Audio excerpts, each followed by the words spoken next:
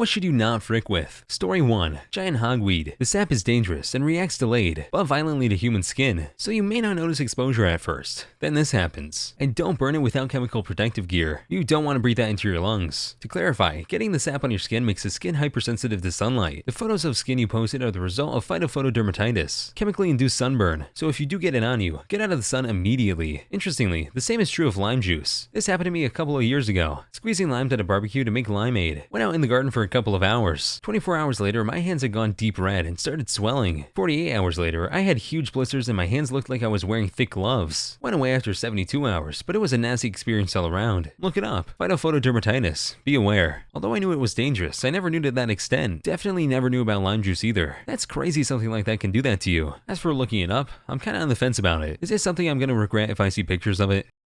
Story 2. Electricity. People get complacent because it's all around us, but that stuff will kill you stone dead without a second pause if you frick around with it. I work in IT, and my employer occasionally tries to get me to work on electrical stuff. I tell them that I know enough about electricity to say that I don't know enough about electricity. On another note, I recently lost a cousin of mine to a downed power line. He and his friend came across a bad car accident, and he jumped out of the car to go and help. He was instantly killed as he stepped out. Sadly, I never met him. Sorry for your loss. He was a good man to have run to help like that though. A very unfortunate event. Definitely a hero in my book though.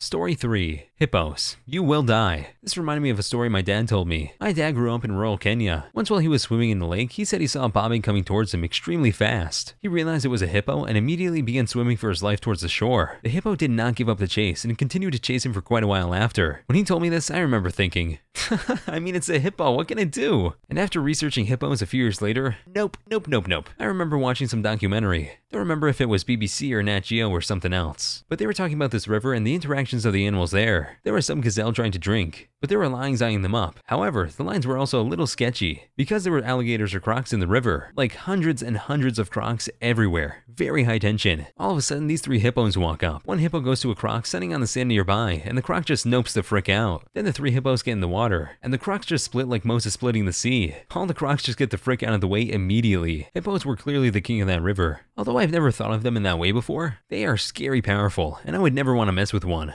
Story 4. Bit of a downer, but definitely don't freak around with opiates, especially mainlining that heroin cut with sketchy fentanyl. I don't think I've ever heard of a story that started with using heroin that ended well. Dave Grohl's music career. So what I'm picking up is that doing heroin will turn me into Dave Grohl? Nope, just that you have to ride the coattails of someone else who starts doing heroin, so long as that person is very influential and comes to be considered the voice of a generation. Then you'll be Dave Grohl. Oh, and have a frickload of talent also. I don't know how opiate addicts do it. I had surgery last year and they put me on opiate painkillers. I couldn't believe how constipated I got in just a week. Also, fentanyl patches make me puke my guts out. That's something I've never understood myself. So many stories of people using that kind of stuff and feeling like garbage almost immediately after. It's hard to see how people get so addicted to it so quickly. Story 5. The IRS. They got Capone, they'll get you too. The police, the feds, rival gangs, no one could stop Capone until the IRS was summoned. The only people to be able to shake down the mob is the IRS. That should tell you everything you need to know about the IRS. Uncle Sam wants his frickin' cut. Somehow this is really frickin' funny to me. That's why people say that if you're gonna break the law, only break one at a time. Nobody could get him for his murders and other gang activity, but tax dodging? That's traceable. That or it just shows that once it comes to losing money, they want quick results, as opposed to it being about something else. Story 6. Garage door springs. An installer working at my garage said, "Let me show you the meaning of potential energy," then showed me his missing thumb. My garage was busted, so my brother and I went to check it out. We started freaking with it, and one of the springs just exploded towards the side of my face, so I never saw it. It knocked my glasses off my face and almost went completely through my wall. I got lucky. I don't know what that would have done to me had it hit me. Something like that happened to me once when I was a lot younger. I was just waiting for the door to finish opening, then bang! The door stops and starts jiggling. One of the springs came loose, but luckily didn't fly anywhere or break anything. It scared the life out of me though. Story 7. Brown recluses. We have a bunch in my neighborhood, and they're great to have around. They eat mosquitoes, flies, etc., but you do not want to be on the business end of a brown recluse bite. I'm an Indian who lives alone and keeps to myself mostly. My first thought was, what did I ever do to someone to seem so intimidating? Until I realized you were talking about a spider. Maybe stop biting people. But they look so delicious. A friend of mine in college got drunk and passed out on a lawn. Woke up like an hour later and went to bed. Woke up in the morning and said her leg really hurt. Turns out she got bitten by a brown recluse on the lawn. She had to go to the ER and got a chunk of her thigh removed. Now she has a dark brown circular pit in her leg. She didn't even get Spider-Man powers from it? What freaking BS. Story 8. Firearms. If you don't know how to properly and safely handle and store them. Unfortunately, too many gun owners fit this bill. It's not a toy. Stop flagging me at the range. In my experience, gun owners know the rules, but everyone thinks they're the exception. Oh, it's fine to keep a loaded gun taped under the coffee table. The kids know not to touch it. Oh, it's fine to look down the barrel. I know it's unloaded. Oh, it's fine to carry a gun into the bar just this once. I'm only planning to have one beer. Nobody lives in woods back there. We can shoot towards them. Couldn't have put it better myself. Everyone judges the other, especially in situations like that, but always think they're above all and can do no wrong. Story 9. Swans. They're evil. Geese too. One chased me up a tree once, frickers. I get chased by geese every now and then. All you have to do is raise your arms out, lean towards them, and yell really loud. That usually sends them scampering. No way, dude. Then they hiss at you. That stuff is intimidating. My neighbor has geese. I have a much larger pond than he does, so they stay up here by me. They charged at me once and I kicked them like I was trying to win the Super Bowl. They don't come near me anymore. It took a couple days for the one I kicked to get itself back to normal. I do the same to a swan. I'll be freaked if I'm gonna let a 20-pound bird intimidate me.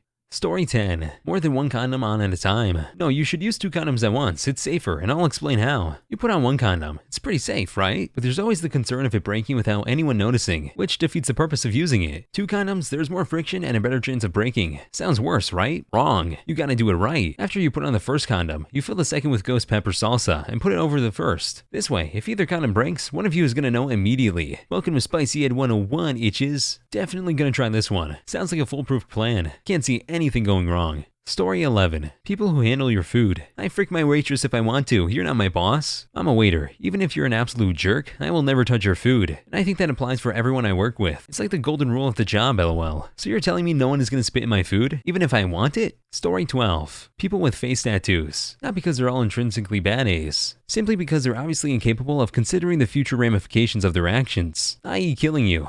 Story 13. Airport security. Especially in those countries where the security is decked out in army uniforms and have visible weapons. They will freak you up.